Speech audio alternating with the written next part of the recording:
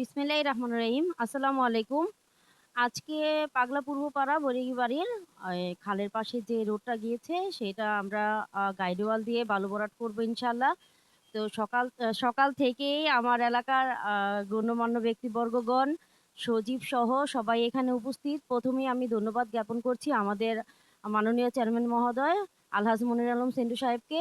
তিনি এখানে সরজমিনে এসে এই এলাকার মানুষের যেই কষ্ট, যেই দুর্ভোগ ছিল সেটা উনি নিজ চোখে দেখে গেছেন এবং সেই সাথে উনি অল্প কিছুদিন আগেই প্রতিশ্রুতি দিয়ে গেছেন যে খুব শীঘ্রই এই কাজটা হয়ে যাবে।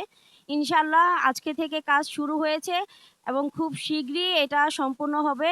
সকলের সার্বিক সহযোগিতায় এবং সকলের ভালোবাসায় আমরা একে অপরের পাশে থেকে প্রত্যেকটা ভালো কাজ, প্রত্যেকটা মানব সেবামূলক কাজ করে যেতে চাই।